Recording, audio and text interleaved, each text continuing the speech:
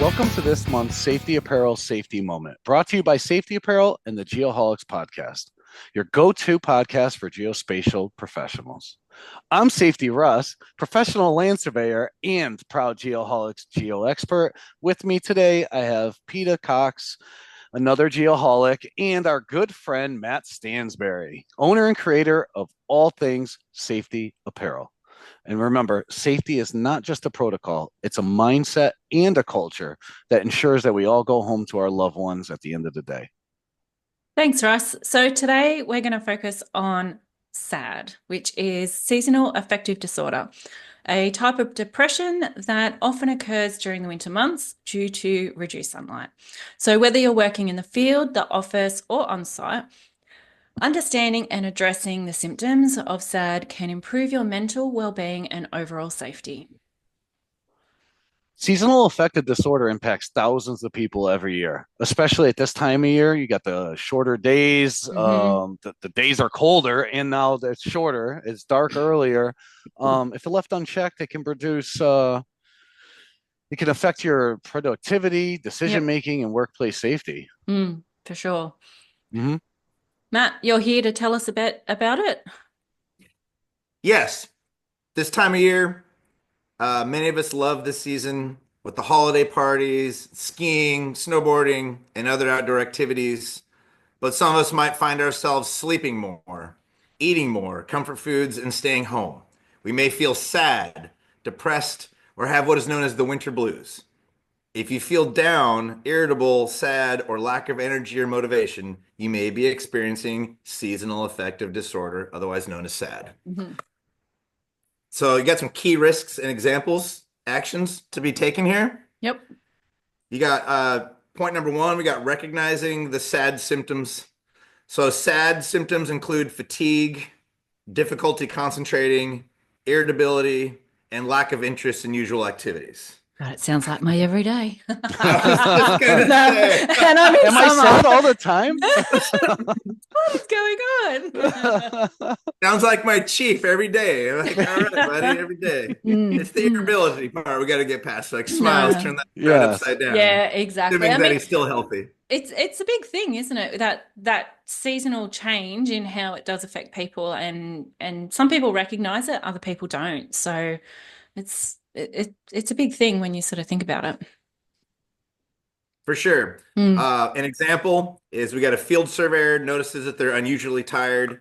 They're missing small details on their tasks, which is very important to the surveyor, and struggling to stay motivated during the winter months, which can be very hard. Something we could do for that would be to schedule regular breaks. These are very important. Talked about this in the last podcast. Schedule your regular breaks. Spend some time outside during the daylight hours if you are stuck in the office mostly, and be aware of how your mental state may affect your performance, especially when it comes to safety. With that, it's very hard for some people to actually recognize that it's happening.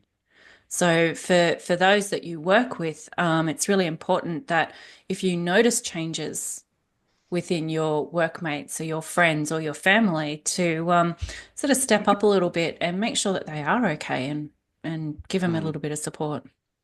That's really a great point, because there's a lot of people that will probably hear this and go, I'm fine. It's not just about, are you fine? It's about also the people around you and people you care about, whether it's loved ones or coworkers or something.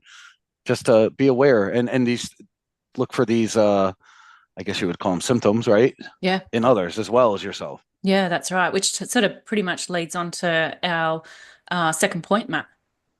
Yes, our second tip here is that SAD, seasonal affective disorder, can lead to poor communication, reduced situational awareness, and a higher risk of accidents. And we don't want any of that. Going to work in one piece, coming home in one piece is very important, not only for you, but it's even more important for your family that are waiting for you at home. Yep, for sure. That's the big point there. A good example of that would be a team leader is struggling with SAD, may forget to address critical safety reminders or miss signs of fatigue in their crew. And to get ahead of that one, we encourage open discussion about mental health, which is really hard. It's really hard because everyone says they're fine. I'm fine. I'm fine. I guarantee when you say you're fine, you're You're not fine. not fine. That's Hmm. Yeah, right. you're not fine. So we got to encourage the open discussion about the mental health. Yep. We got to maintain regular team check-ins and foster a very supportive work environment. Let people know that Oh, you care. You know, when you Hmm. talk to them, make eye contact and listen to them. It's not just your stories and your ideas. You want to try to figure out where they're coming from so you can get to the root cause of what's going on. Great yeah, point. that is so true. Hmm. Being there for other people and actually listening to them, taking in what it is that they, do you have someone who is affected in a way that, do they need just somebody to talk to? Do they need somebody to help them make decisions or um, Hmm. give advice on, or, do they need action and support in something? So these are the different ways of being able to support someone when it comes to that mental health side, when, yeah, I'm fine. I think, when someone says, as you said, Hmm. I'm fine, I'm good, I'm fine, they're not. They just might need the vent, and you could just Yeah, be there as a sympathetic ear, you know? Yep. exactly. Hmm. Yeah, exactly. Topic 3, Matt. Which brings me to my third point of strategies for managing SAD. Small lifestyle adjustments can make a big difference in managing your SAD. An example of that would be one crew member began using light therapy lamp for 20 minutes each morning and noticed a significant improvement in their energy levels. So a big thing with that is, they talk about how you set yourself up for the day, and getting that 10 to 15 minutes of sunlight in your eyes affects your serotonin and dopamine and all of that kind of Hmm. stuff, which raises your levels. And a lot of people don't get that. They're straight on their phones, they're straight into work, they're not really taking that time for themselves, just 10 or 15 minutes to ground yourself, get that light. So, where it says here about, a therapy lamp, some people don't have the benefit of having light at that time. Finding something else to be able to bring that into your body is going to make a difference. It's going to help, it's going to support you in that Hmm. way. Mm. Even Yeah. if the weather permits, if you can get out for lunch for a 10-minute walk, if you're a Yeah. person that works in office, leave the phone behind. Just go for a Yeah. 10-minute walk, as long as it's reasonable weather. For me, the because the social part, not so much socializing, but being around other people, especially if I'm stuck working, 12-hour days and it's dark out when I'm done with work.